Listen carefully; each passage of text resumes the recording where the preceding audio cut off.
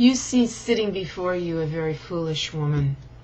I'm not stupid and I'm not ignorant, but I am foolish, and like most women and a lot of men, I am made foolish by affairs of the heart. I don't think that you're a black-hearted motherfucker, but I do know that you are careless, and in your carelessness, you are very often callous, and sometimes you are even cruel.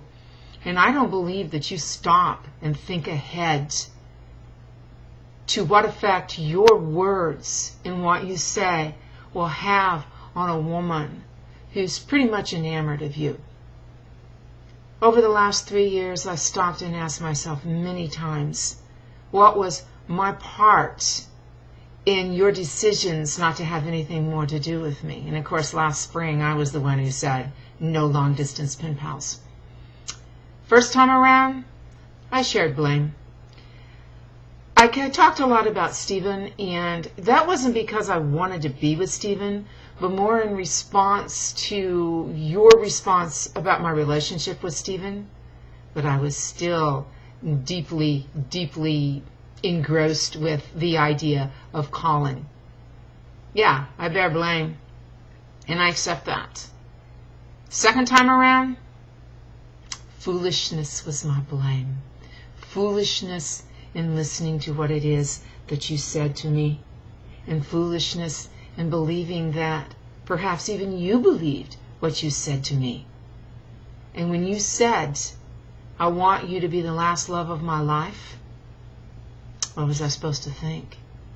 And then, just a couple of weeks later, when you said, I don't want to look at your face over the breakfast table for the next 20 years, careless, callous, and cruel wasn't necessary for you to say that, and it made me very angry, and I expressed my anger to you. Last go round, foolishness. Foolishness in listening to a man who talks of a long-distance relationship and whether or not it can work. Foolishness in thinking that when you left on your first leg for a journey to South Africa, you talked to me right up until the boarding gate. Foolishness for believing that when you sent an email to me saying that you were anxious to see me, buying into it.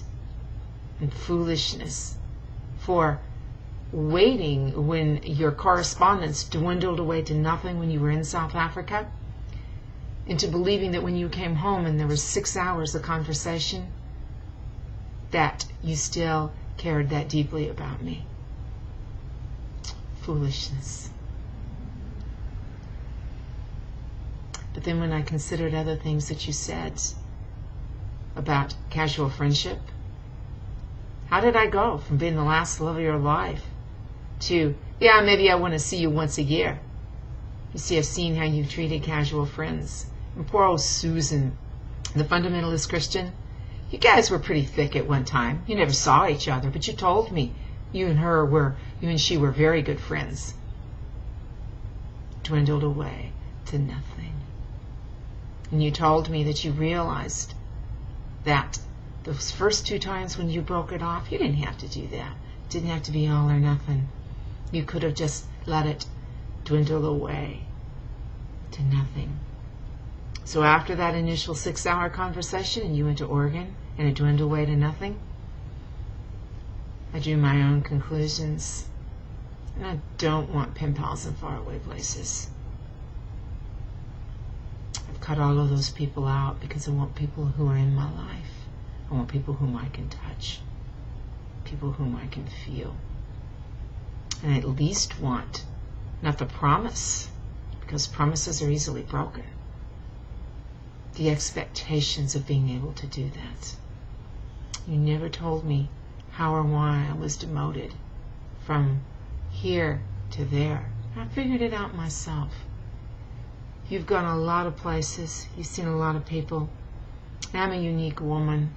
I stand out in a crowd. I know that, and I know my own worth. I'm different, and I have many facets and many aspects to my personality. And you know something? I ain't bad to look at. In Springfield, Missouri, but in the vast wash of the world where you have been for months and months, and the people that you have seen, This backwoods Pagani woman in Springfield, Missouri don't count for shit. And she fades in to the scenery because you've met so many other people who are more unique, who stand out more, who are much prettier, who are much smarter. I have a large ego. It's usually very secure, but it's also easily bruised by people I care about. And Jay, I cared about you so deeply. And even you said we dance around the L word. I am a foolish woman, and you are a foolish man. And I'm not sure which one of us is more foolish.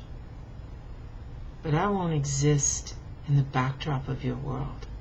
I won't be the little Pagani woman who sits and waits for the scraps that you can give to me like you throw to a dog. Yeah, I know. You're thinking, that's not how it is at all, Gwen. But you see, Jay, without any explanation, I draw my own conclusions.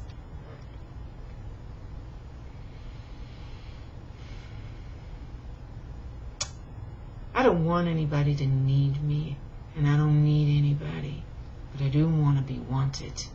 And there are people whom I have wanted so badly.